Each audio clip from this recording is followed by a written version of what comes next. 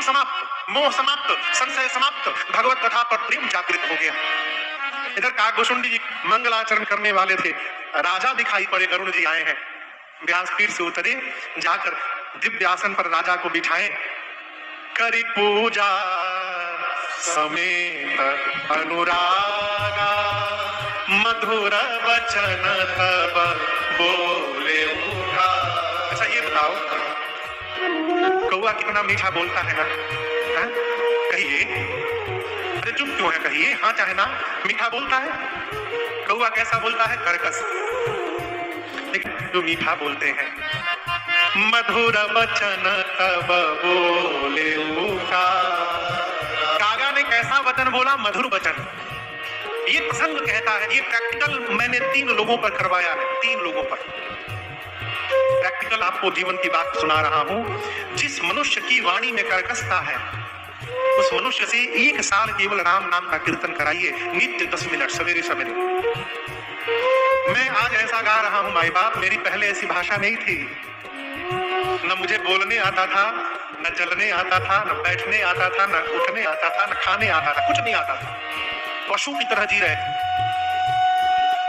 एक बार कलकत्ता में कथा चल रही थी पूज्य महाराज ऋषि की। मैं दूसरे कमरे में था, पूज्य महाराज ऋषि ने मुझे आवाज दी। मैं कमरे में गया तो महाराज श्री बेड पे थे और सामने सोफे पर महाराज श्री के मित्र बैठे थे। मैं उनके मित्र के सामने से जाके महाराज श्री के पांव के पास खड़ा होकर बोला, सरकार क्या किया है? बोले कि गीता प्रेस में एक किताब है, क्या करें और क्या ना करें उसको मंगाइए और मंगा के पढ़िए और गाइए। मैं तो समझ गया कि मेरे से कोई अपराध हो गया है। जिस कार्य के लिए बुलाया गया वो बात नहीं कही गई, दूसरी बात कही गई। अब मैं बेचैन, कौन सा अपराध हो गया है? रात्रि में जब सेवा में था एकांत में, तो मैंने पूछा, सरकार इतना तो पता है कि अपराध हुआ है, लेकिन कौन सा अपराध हुआ ये पता नहीं चल पा रहा है। फिर महाराज ने कहा, बेटे अपने से श्रेष्ठ के सामने से गुजरना ये श्रेष्ठ का अपमान होता है। आप जब गाएं तो आपके सामने मेरे मित्र बैठे थे, स्वामी का मित्र समान होता है। जीवन में कभी श्रेष्ठ के आगे से गुजरना पड़े तो उसकी मर्यादा है, पहले बाएं हाथ को आगे निकाले, ये पर्दा है। चले हाथ को आगे निकाले और सिर को नीचे झुका के तब जाना चाहिए, अर्थात सिर झुका के हम आपको वंदन कर रहे हैं और हाथ लगा के हम पर्दे की आड़ में डाल रहे हैं। ये संस्कार है और ये मर्यादा है। न बताते तो कैसे सीखता हूं मैं? आप बताओ। इस तरह केवल ये नहीं, एक एक व्यवहार जीवन में कैसे जीना है मेरे पूज्य महाराज ऋषि ने मुझे बताया। कैसे बोलना चाहिए, कैसे बैठना। ये तो जब से भगवान की कथा गाने लगा हूँ, कथा गाते गाते वाणी में मधुरता आने लगी है और आप सबको कर्णप्रिय लगने लगा और सब लोग सुनने लगे। पहले नहीं गाता है। जिसकी वाणी में कर्कशता हो उससे 1 साल नित्य 10 मिनट राम नाम का कीर्तन कराइए सुबह सुबह। 1 साल के भीतर वाणी में मधुरता आ जाएगी। करके देखिए। यहाँ काकभूषुंडी जी ने मधुर वचन तब बोले मधुर वचन बोले। बोले, हे गरुड़ जी महाराज आप क्यों आए हैं? गरुड़ जी ने, मैं आपके पास उनके भेजने से आया हूँ। और क्यों आया हूँ?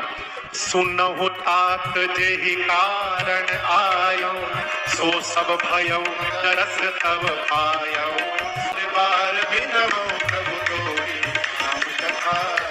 कथा जो जीवन में सुख प्रदान करने वाली है, दुख का नाश करने वाली है, आप आदर पूर्वक मुझे श्रवण कराइए। चौथे घाट पर काकभूषुंडी जी से पहले गरुड़ जी ने महिमा का गान किया। और मैं आपसे एक बात कहना चाहता हूँ, पूज्य पाद गोस्वामी तुलसीदास जी की बात, मेरी बात हो ही नहीं सकती है, बाबा की बात है। इस कलिकाल में जहां हम और आप जी रहे हैं, मेरी सबसे पहली प्रार्थना, कलयुग को दोष देना बंद करिए। क्या बोले? हाँ, क्यों? कलयुग से सुंदर दूसरा कोई युग। आप जहां बिना कुछ किए केवल जीवा से राम राम राम राम कह के हम और आप भगवान का दर्शन प्राप्त कर सकते हैं। इतनी सरलता से दर्शन किसी युग में प्राप्त नहीं हो सकता। इसलिए कलयुग की प्रशंसा करिए।